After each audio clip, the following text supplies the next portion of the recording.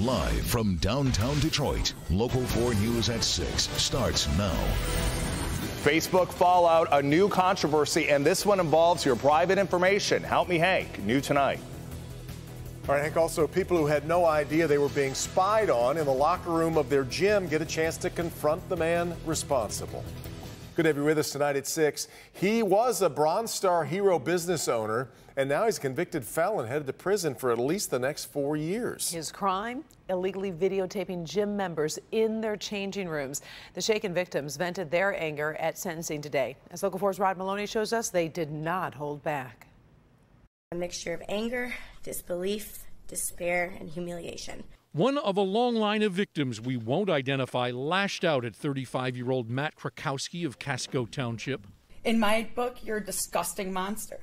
The veteran opened the Switch CrossFit gym in Clinton Township 5 years ago and quickly had a strong following.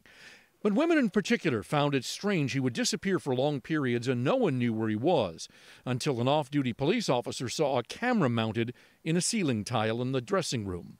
It just disgusted me that you were walking around with all of these older women and flashing your little smile.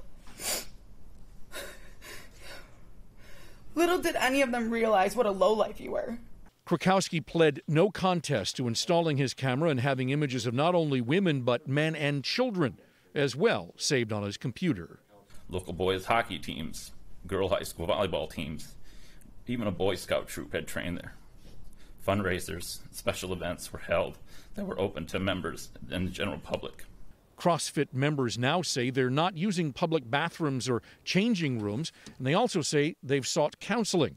Krakowski made a final statement. I take full responsibility for my past actions that have caused pain and humiliation to people I care about. I am ready to accept my appropriate punishment. And that punishment from the judge was 11 months in the Macomb County Jail and then 36 to 240 months in state prison. He is also going to have to go onto the state sex offender registry. Back to you. Rod, it was really emotional testimony in court. Were there other issues the victims were upset about besides those cameras? The thing that really upset many of the people who spoke today, and there were probably half a dozen of them, was that they would see him because he was out on bond around town. He would be at a bartender, or they'd see him or his family around town, and it just brought back all of the terrible memories, and they were quite upset about that, and many said that they were glad to see that he was finally heading back to prison. Being re-victimized again. All right, thank you, Rod. Now to good health. We have learned the source of the Michigan measles outbreak. And turns out it is directly connected to the massive outbreak in New York. Dr. Frank McGeorge joins us now to exactly explain the chain of events. Yeah, Karen and Devin. You know, so this is an example of exactly how contagious measles really are. Michigan health officials say a man from New York traveled to southeast Michigan and was unknowingly contagious with the measles during his visit. Now, so far, 38 cases of measles in Michigan have been linked to that individual. Now, I asked the new director of the Michigan Department of Health and Human Services about the efforts to stop the outbreak. I think we need to do everything we can so that people understand the importance of vaccination.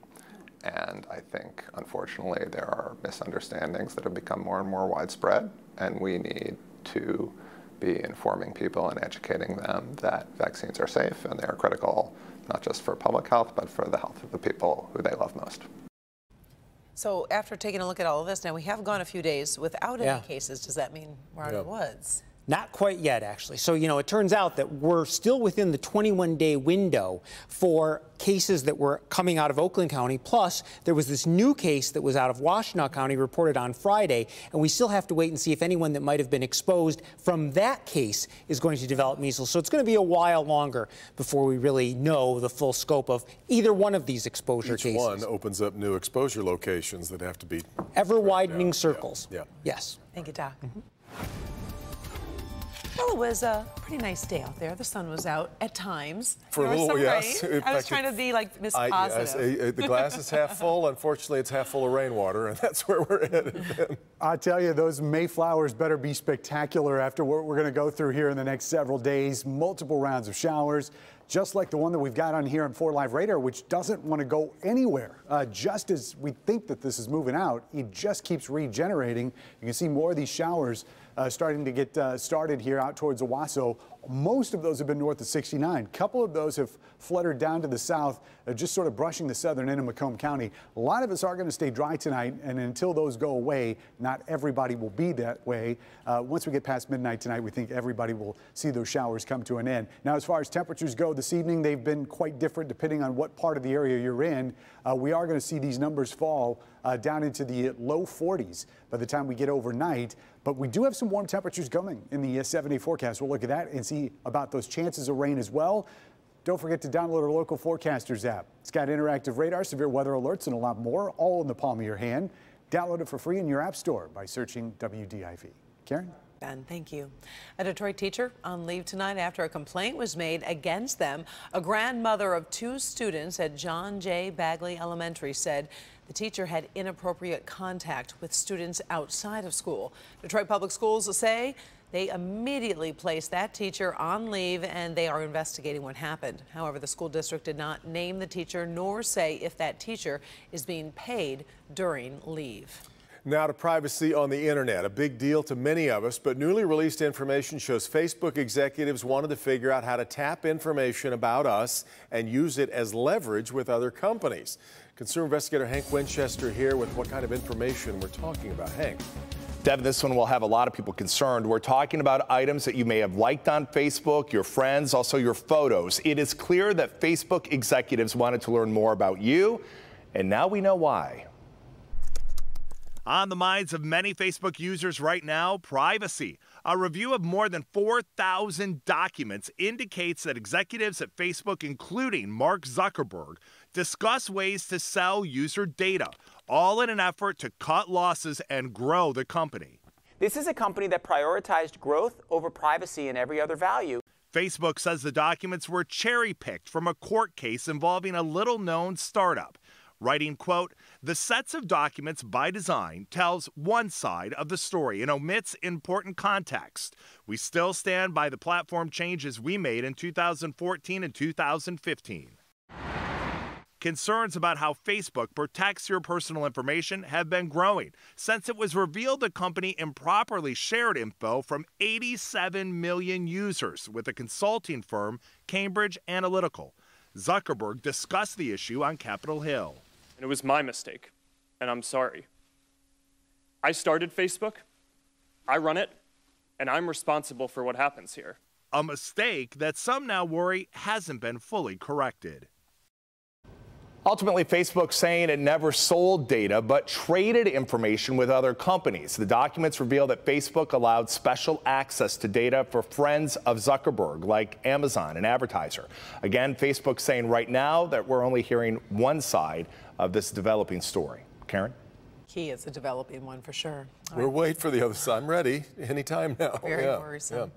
It was no ordinary day for the folks at an assisted living facility over in Macomb County. Their guest of honor weighs more than 1,400 pounds and a clear hit with the crowd. Priya Mann waited along with the eager seniors for a chance to get up close and personal with a very special Clydesdale. I need the drink, not the horse. 90-year-old Pat Walker kept her friends entertained as the anticipation built. If I'd have known we could have this much fun here, I would have let myself get older a lot quicker. Every now and then they caught a glimpse through the front doors, a sense of nostalgia. I think he's gorgeous. He's got pretty big feet. But safe to say they haven't been this close to a Clydesdale in a while. She's beautiful. She's prettier than a lot of women I've seen, or no. We like to call it pet therapy over the top. Nene trotted along the halls of the village of East Harbor, meeting delighted fans. She makes sure she puts her head in their laps, lets them give her a kiss, and again, the joy on their faces, it just makes me want to cry because it's so beautiful. It is beautiful, but I have one logistical question for you. What do you do when Nene needs to go? Well, they assure me that she won't do the liquid inside, but they do have a bucket that follows her around just in case she's going to do the others. Well, there we go.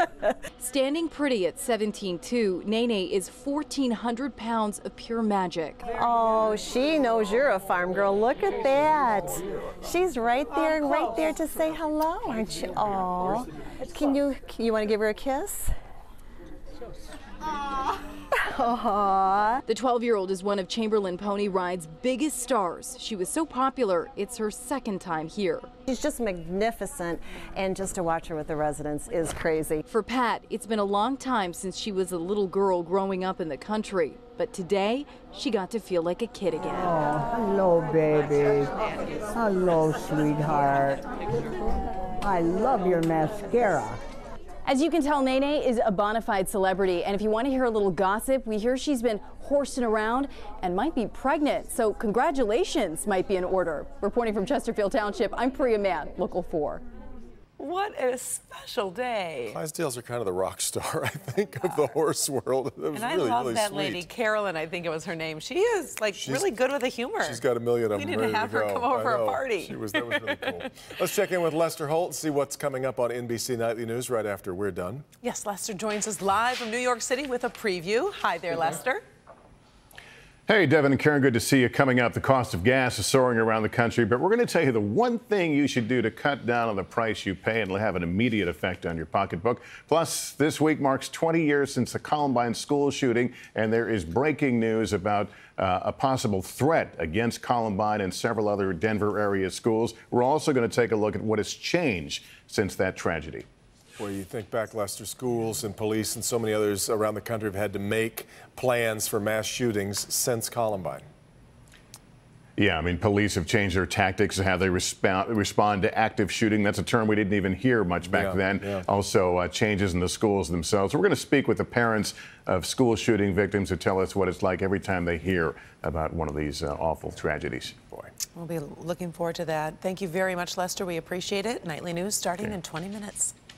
Well, remember when Michigan license plates were just blue and white? Didn't have a lot of options. Well, they've definitely come a long way. And here's Jason with the latest cool idea. Hey, Detroit sports fans, are you looking for a new license plate that might look like one of these? We'll tell you the very simple and easy way to get one of those. All right, Jason, also police say this man is a thief who chose his victims very carefully based on their age. Find out who he's accused of targeting in Macomb County next. On the next Live in the D, colorful macarons. We find your fix for the best around town. Plus, how to get expert interior design advice for free. Tomorrow at 10 a.m. on Local 4.